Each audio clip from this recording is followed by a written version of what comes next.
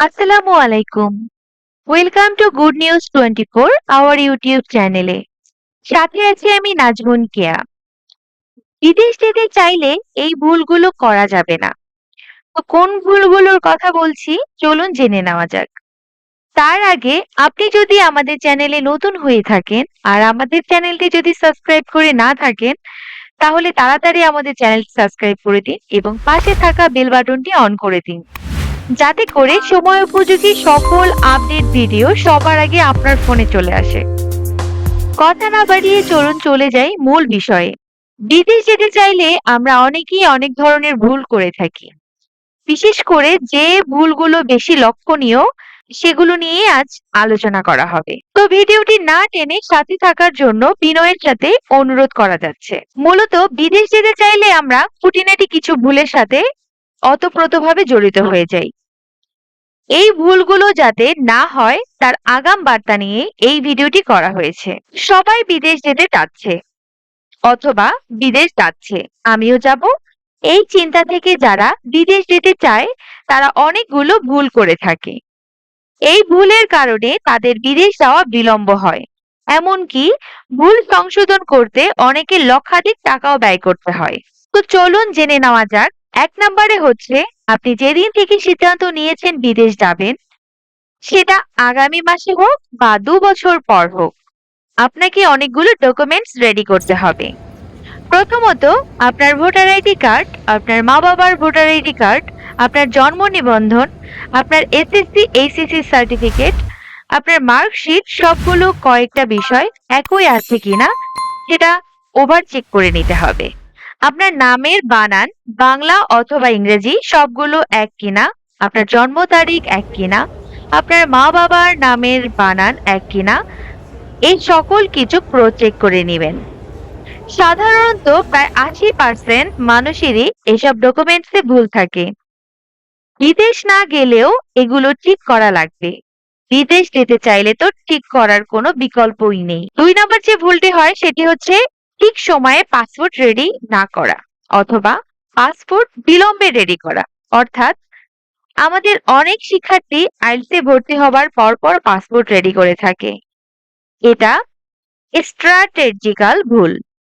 আপনি আইএলটিএস এ ভর্তি হয়েছেন বিদেশ যাবার জন্য।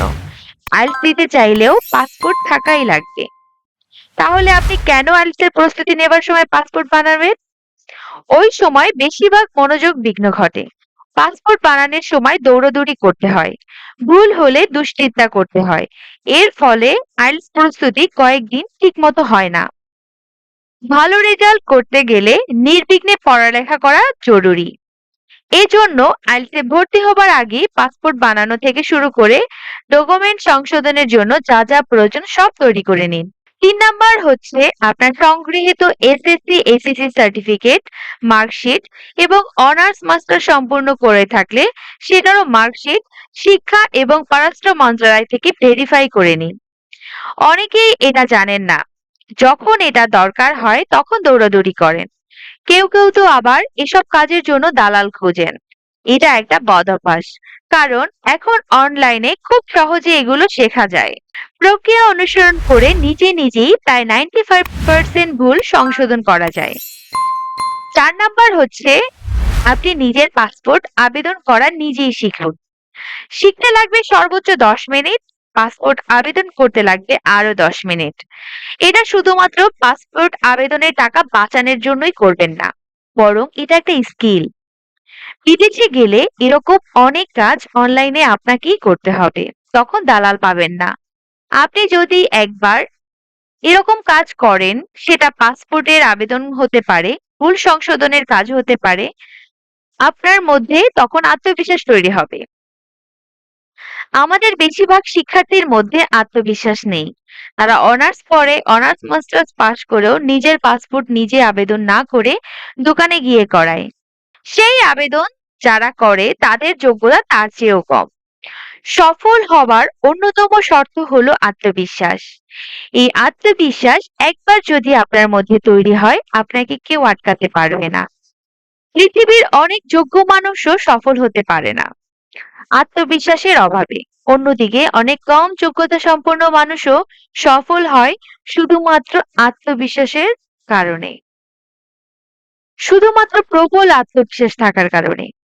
৫ নাম্বার হচ্ছে আপনি পড়ালেখা ছাড়া কোনোদিন আর কোনো কাজ করেননি। রাঁধতে পারেন না, বাইক চালাতে পারেন না, প্রাইভেট কার চালাতে পারেন না, এমনকি সাইকেলও চালাতে পারেন না। তাহলে বিদেশ গিয়ে সারভাইভ করা আপনার জন্য অনেক কঠিন হবে। এজন্য দেশে থাকতেই আপনি অন্তত চলনসই রান্না এবং প্রাইভেট কার বা অন্তত সাইকেল চালানো শিখে ফেলুন। দেশে অনেক কাজ ম্যানুয়ালি হয়, কিন্তু বিদেশে গেলে বেশিরভাগ কাজ কম্পিউটারে করতে হবে। কম্পিউটারের বেসিক ফাংশন শিখে নিন। আমাদের দেশে যেরকম রাস্তার পাশেই কম্পিউটারের দোকানে গেলে সব আবেদন করে দেয়, বিদেশে এই সুযোগ যেমন কম, তেমনি ডলার পাউন্ড ব্যয় করে এগুলো করতে হবে। অথচ নিজের সপ্তাহখানেক বা মাসখানেক সময় দিয়ে এগুলো শিখলে তখন কারো মুখাপেক্ষী হওয়া লাগবে না। এই লেখাটি অনেকেরই কাজে আসবে। সুতরাং আপনি শেয়ার করলে আপনার কাছের মানুষজন উপকৃত হবে। আজ তাহলে এই পর্যন্তই। আবারও দেখা হবে নেক্সট আপডেট কোনো ভিডিও নিয়ে।